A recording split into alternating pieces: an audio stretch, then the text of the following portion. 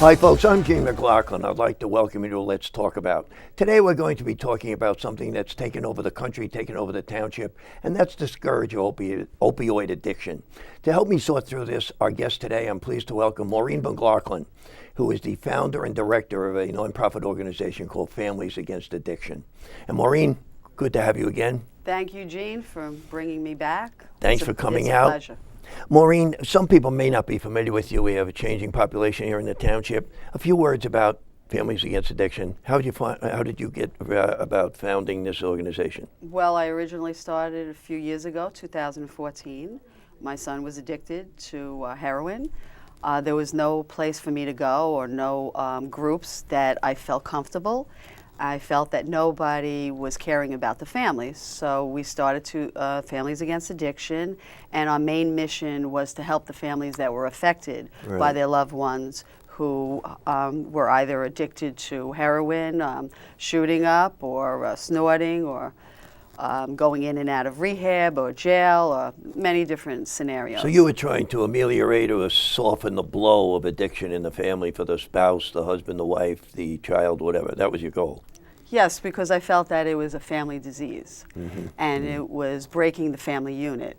So we were trying to empower the family and to make them feel they shouldn't be in shame and hide in their house, come out and speak to us. And there's many people that are in the same boat as you, and perhaps if we put our heads together, we can find a solution to this problem that escalated in the township and throughout many towns throughout the country. Okay, Maureen, thank you. Maureen, I notice in your literature you have a motto, an interesting motto: educate, change, and live.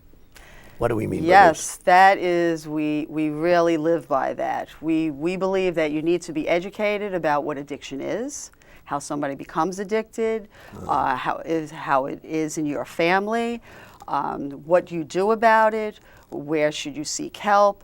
Whether you go to school and take a course, whether you go to a group and find out, whether you talk to your neighbors about it, you need to educate yourself in any which way possible. And through this education and through this knowledge, you will make changes in your life. So the healthy changes that you will make in your life, you will see a different dynamic in the family, and therefore it would be educate, change, and now you're living a new and better, healthier lifestyle. Okay. Educate, change, and live. Okay, good motto. I think a good motto really says what you want to do. Yes. Okay, Maureen, right now it seems we have this addiction struggle throughout the township, throughout the state. More people are using cocaine. What's going on? Why this addiction? Why this rapid consumption and this escalation of consumption, in your opinion? I think there always will be drugs, no matter what year we're in. Yes. It will never stop the drugs from infiltrating into our society. Yet I think probably the fentanyl that's been going into the heroin and has been tainted, and all the deaths that have been happening, I think that perhaps that's why we're using cocaine and meth, and we're dabbling in other drugs. Not that it's not something new, or, it's been around. Probably the fentanyl is what's pushing us into other drugs. Okay. Maureen, you started out, as you said, Families Against Addiction and stressing the family participation, but you've also expanded your services greatly. You went to bereavement groups, recovery. Talk about those a little bit, would you please? We have bereavement groups for any family member, whether it's a mom or a dad or a grandmother, whomever has lost a loved one through an overdose. We meet weekly. We're the only town that actually has weekly meetings for bereavement, for support for the family. We have weekly meetings. There are several bereavement groups that are local within this township. However, it's not on a weekly basis. We also changed and we increased our services because now we also house the addict who's coming out of a rehab, and so we put them in an Oxford house, and we try to help through that transitional period when they're coming out of a rehab, because we've realized that that transitional period, when they have nobody left, no support, no money, no job, they're unemployed, and that's a very vulnerable state for them, that they would overdose. And we're trying to prevent overdoses. Okay. If you would be so kind, can you take us through the process? If there is an addict out there looking to change, what's the process? How do they get accepted into a recovery program? How do you facilitate that? Who is the recovery house? Who finances it? Okay, there's certain criteria that Families Against Addiction needs to meet. You need to meet in order to for us to scholarship you, and we pay for you for 1 month. We pay the deposit and a month for you to stay in an Oxford house. In order for you to meet those criteria, there's 3 criteria. Usually, somebody from a rehab, a counselor, will email me and tell me, Maureen, I have such and such of a person, a client here, that I think that he'll meet the criteria. And our criteria would be, we have to trust the counselor and her evaluation or his evaluation. You have to trust the I need counselor. to trust the mental health professionals out there in these rehabs. When they call me, I have spoken to many of them locally, so they understand what we really are trying to do. I collaborated with them. And when they do email me, their evaluation is that they feel that this person is in compliance. They're there for the 28-day stay. They didn't have any violation, and they feel that medically speaking, that they are ready, willing, and able to start a recovery life. So if that's true, I will get a letter they'll send me a letter, a written letter, that I will keep in the file so we can keep our data. And I will also interview them over the phone and see if they are really serious about getting well. So it's not that we just pay for them and we never see them. We do follow up. We make sure that we speak to the manager who's running the Oxford House. We make sure that we call the client that we scholarship. We make sure that did they get a job. If they didn't get a job, we'll call them back again. What type of a job? And we have a rapport. And we try to keep that rapport, and sometimes they need an additional help. I might give them 2 weeks more. It all depends on certain circumstances. Everything is individualized. When they go to a recovery house like Oxford House, what is the process in 28 days? What goes on in 28 days? Well, they're coming from a rehab that they stayed 28 days. They're in an inpatient rehab. Right, that's what I was going to say. Then when they leave there and they go to an Oxford house, oh, I'm sorry, the I was misunderstanding you. Oxford House is another step. The counselor would already know that they were approved in an Oxford house, because the person would have an interview in an Oxford house, and the people that live within this home would vote whether they want this person to come in and live with them or not. Are they a good fit for the house? Maybe personalities would clash and they would deny them. So when you get them from the Oxford House, that's when you want to interview them to make sure that they're qualified to participate in your program. Yes, the counselor would tell me, so-and-so, my client got into an Oxford house, was approved. I'm going to send you a letter of recommendation, and we are grateful that you're helping their client for a month. And then we send it. We will not give them the money. We write a check out to the particular Oxford house that they're going to. Okay, now when they come to you, when they come under your domain, what do you do with them? Okay, there's certain other services that we do offer. If they need resumes, we have several volunteers that are on call for helping them with their resume. Because when you are in an Oxford house, you need to get a job. And sometimes we do a little mock role playing when we help them with their resume for interviewing. Because how do you explain the gap of unemployment? I'm just going to ask you that. Where were you for 3 months? Where were you for 6 months? In between each job. So we do a little mock role playing. We have volunteers on call for that, and we set that up through appointments. What other education do you give them? You mentioned before as part of your motto is education. Do you educate them in any other way? about life, about changing situations? We don't educate the addict, we educate the family members that come into our group. The family, the moms or the dads or the grandparents or the siblings, or sitting down in a group setting, and we offer them additional resources that might be available, because you should get as much information you can. So if there is, say they want to go to a different group and it's on a different day and it fits into their schedule, everything is based on their family unit and their individual problem and situation. It seems to me that you have to rely on the families to be involved, to be also compliant and involved and anxious enough about their spouse or their child to take an active role in their I found through recovery. experience and just people that have successfully stayed clean, they had family members. It doesn't necessarily have to be your mom or dad. You can have just friends. Best friend or something. Or anybody that's truly, sincerely interested in your recovery. Be there for you. Whether that be for a phone call, maybe you have a sponsor, somebody needs to be there for you. If you have nobody, we try to help them get a group of people, somebody that will stand by them, because you can't do it alone. No, you can't. That's You can't do it alone. It's very tough to do anything like this alone, any of these recovery programs. Okay, Maureen, I'm going to ask you if you would hold your thought, please. Yes. Folks, we're getting ready to take a break right now. We're talking with Maureen McLaughlin, who is the director and founder of a nonprofit group called Families Against Addiction. We're talking about the whole scourge of addiction, what can be done to help people recover, bereavement for people who are impacted negatively by a death of a loved one.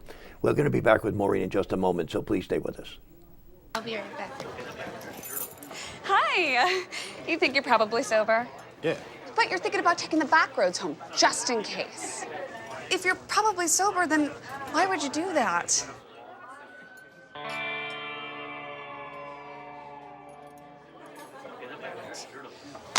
Good choice. Probably okay isn't okay. If you see a warning sign, stop and call a cab, a car, or a friend. That's a full glass of wine. I'll be chatting you later.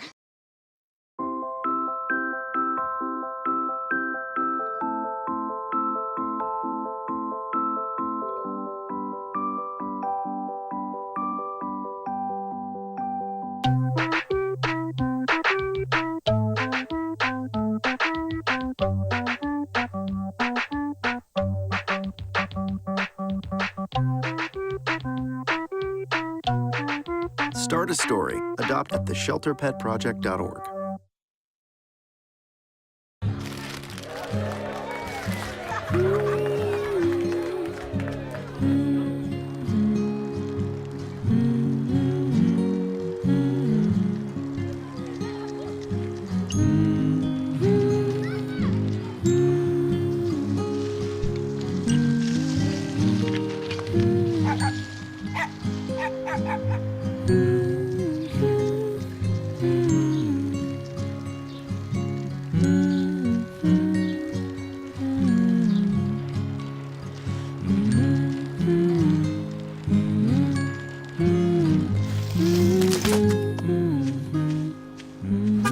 Of all the things you've done with your bike, donating it to Goodwill may be the most incredible of all. Your donations help fund job placement and training for people in your community, which means your stuff can be more powerful than you think. Donate stuff, create jobs. Opioid dependence can happen after just 5 days. Know the truth, spread the truth.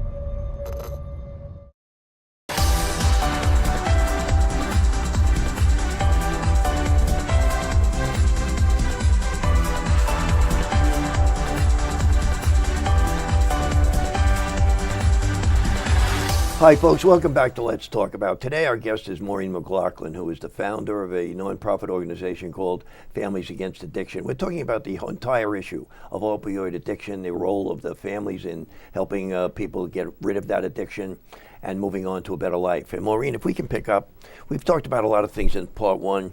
One thing we didn't cover, and you have in your notes, sober living. What is sober living conditions or sober living environment? Well, these would be houses that a group of people, whether it would be a male house or a female house, A lot of Oxford houses are sober living. There's private sober living houses also within New Jersey. And they help people that are getting out of a rehab and to start a life and help them through that transitional period. And they pay per week. They pay a deposit, and they pay per week as they live there. Okay. And Maureen, when people come to you, the families, as you've mentioned before, you want to emphasize the families, the role of the families in helping the addict. How long do the families remain with you, with your program, active in your program? Is it a matter of weeks, months, always? Well, it really varies, but we have about 20 to 25 families that are active now. Not all 25 families will come per week. Sometimes there's 10 families that will come because it's weekly are our support groups. They stay with us for years. We've had families that started 4 years ago that are still with us, and usually the ones that are more active and they got involved more within the group setting. Yeah. So it helped them along the line. It helped them become more communicative with their own family unit and learn how to live. And when that happens, they are hopefully influencing their child or their addict in their family. That is the goal. That is the goal is to keep them alive, healthy, and live a better lifestyle. What program do the families go through? How do you treat or help the families when you have these support meetings? What do you support? Well, first of all, of course, we have plenty of resources that are available for them.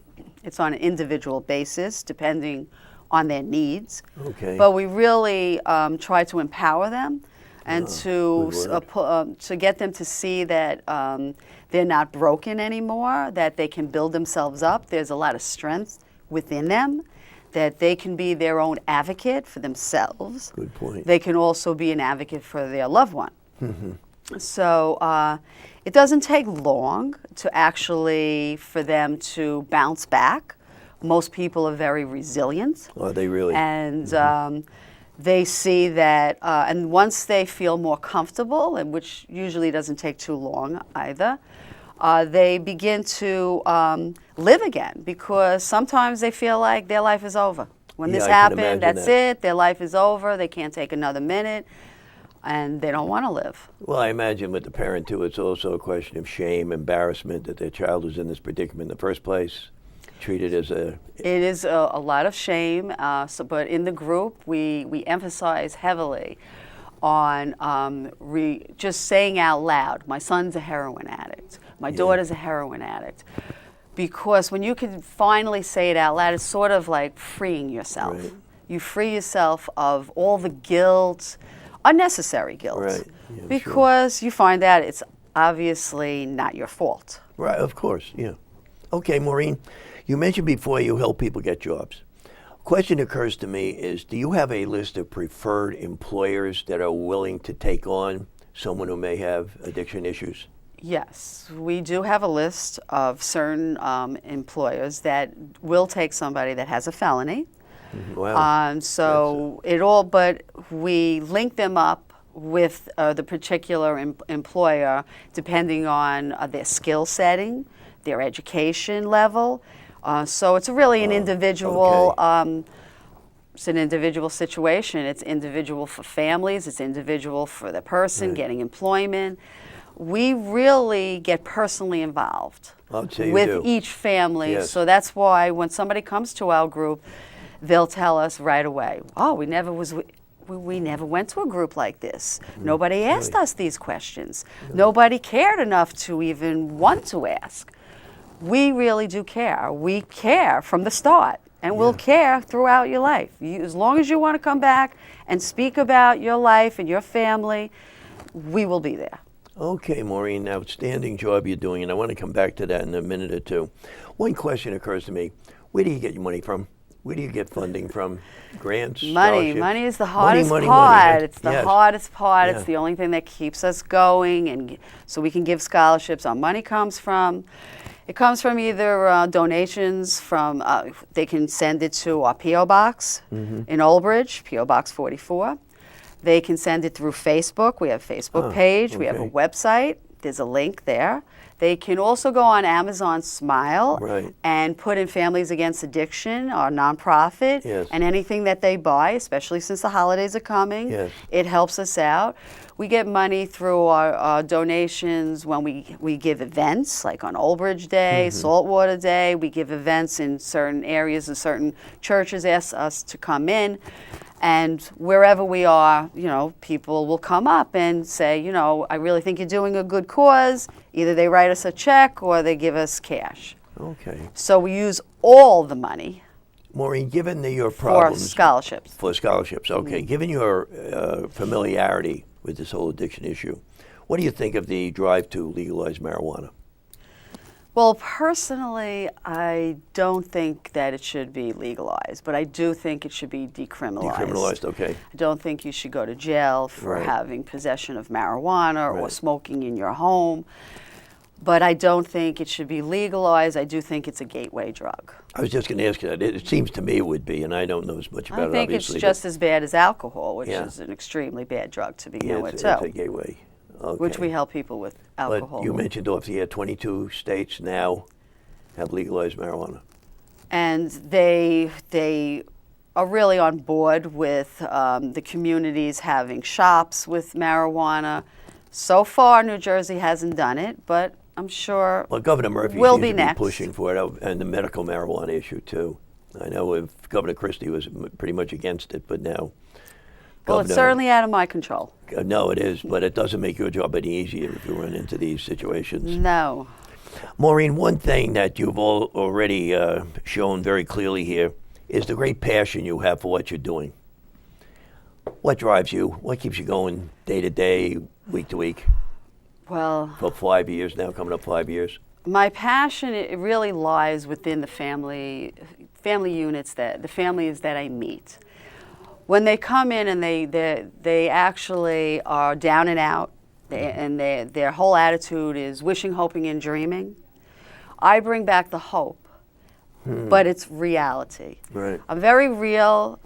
I feel that this hope that we have for an addict to get to live a decent, good life and be productive in society is a great possibility. So anybody that comes into us, we build up that hope again. So to me, if you don't have hope, you don't have a reason to live. I agree. So hope is really where we stand, and we emphasize on that hope, and that's really what drives my passion, is that I never gave up hope. I never gave up hope. I don't give up hope from anybody I meet. I find that we all can make it. We all can find a way. You can all drive people with hope. Yes. How do you handle setbacks? Oh, I'm sure you we've have- had many you have setbacks. some setbacks in and your business. How do you handle those? It's very sad. I would say that although I have this great passion seeing this success with hope, I also have a tremendous sadness that I feel and empathize with people. Right. I feel their pain because you can't help everybody. No, you can't. Not everybody can't be helped, and the great sadness of all is when somebody overdoses. Yes. And our bereavement groups that we have, but there's still hope because the other family members are still alive. Right. And that carries on the memory forever. Yes. You never forget that. Yes. Every trip to the cemetery just recalls Well, it. it's really within your heart, Right. and they'll never die in vain. I don't think that when somebody overdoses that you should say, oh, they had a complication of pneumonia or this or that or the other thing. No, really, you should say out loud for the rest of the world to see, my son or my daughter, my husband, he died of an overdose. And everybody that comes and sees him, they should understand that. Yeah. That you could be in that box too. Yeah, I understand. Yeah, I think that's very well said. You know, don't hide it, in other words, is what you're saying. Exactly. Maureen, since you joined this group, or founded this group, and since you've been coming in here, you've done very well in terms of building up your organization, in terms you have an office upstairs now, you have a building over on Route 18. What else is on your wish list if you had a wish list, what would you put on Well, it? I really would like to expand it and start helping the children that are left behind. Is a whole generation of children that lost their parents. Yeah, what do you do? They with either that? lost their mother or their father that overdosed, and now a grandparent is actually raising this grandchild. Yeah. Now, they could be teenagers, they can be toddlers, they could be, all ages. But it's a whole youth, a whole generation that are growing up, and history could repeat itself. I mean, their mom or dad overdosed. Maybe by the time they get to be teenagers, they might dabble into drugs. So we need to step in. We have to have, as a society, be responsible for these children, and you can't do it alone. So I feel that Families Against Addiction is, once again, noticing a need in the not in just this town, but in society in general. And I'd like to step forward and see what I can do. And soon we will have some sort of a program that parents and children can come to us in a safe environment, and they can discuss and not feel shamed about their dad or their mom that died. That's got to be a workout, particularly bringing young people into something like that, children or toddlers, or got to be a workout. Well, it's not an easy task, No. but none of this is easy. But that doesn't deter me from trying to help somebody, No, it sure because doesn't. there's a problem. Everybody has a problem. And in this situation, I imagine you bring grandma into the group too every now and then, eh? Grandma comes in the group, mom and dad, whoever is really the guardian or raising the child will be there. Okay, Maureen, before we go, I got one thing for you, last thing. What message would you have for people maybe watching tonight who may be in positions like you're in, or the people you deal with? What would you say to these people? Oh, my message is pretty simple, is to be honest with yourself. If you feel something is wrong, you feel in your gut, your intuition tells you something is just not right. Don't wait for it to be irreversible. Please, I beg you, please start right away, because you might not have that time span that you think you have. Yeah. Because with the fentanyl out on the street, they could pass away. They could overdose. It's not going to be that, oh, you found them and you're going to take them to a rehab. You might not have a chance to take them to a rehab. So even if something didn't happen, take them. You feel it, you know it, it's your family. Come and speak to us. If not us, somebody else. Okay, Maureen, I want to thank you. You have a lot of contact information, which we'll put up on the screen if people want to get in touch with you. But before we go, I'd like to thank you for the great job you're doing here in the township. You're really a driven lady, as I've said before, a lot of passion, a lot of interest, and you're really doing a duty for the people in the township. And keep up the good work. Well, we only can help people that come to us. Right. So please, anybody out there, please come to us. And thank you again for having me on the program. You're quite welcome, Maureen. And folks, this has been Maureen McLaughlin, the founder and director of an organization called Families Against Addiction. I hope you listen to what Maureen has to say. If you're in that position, you should be able to take advantage of the services Maureen offers. I want to wish everybody the best of luck who find themselves in that position. Don't be ashamed to admit it. Don't hide it. Come out and talk about it. Contact people like Maureen. Maureen, again, thank you. Keep up the good work. And folks, this has been Let's Talk About for this time. I'm Gene McLaughlin. Thank you for watching. We'll catch you next time.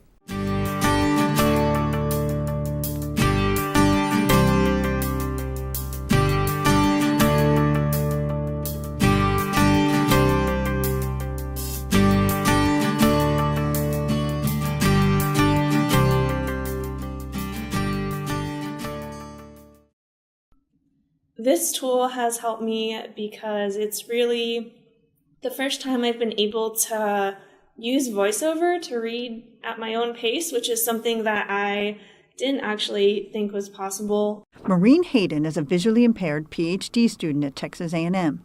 Now, a new NSF-funded technology aims to give students like Maureen a whole new reading experience and a whole new opportunity.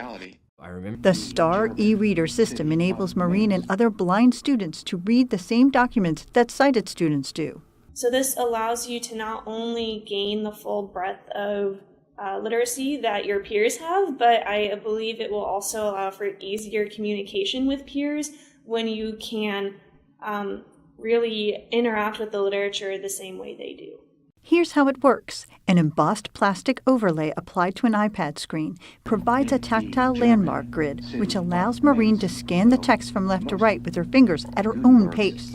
As she glides over the words, the system announces them audibly. If you are reading this right now. The system was developed by researchers at Texas A&M University with funding from the National Science Foundation.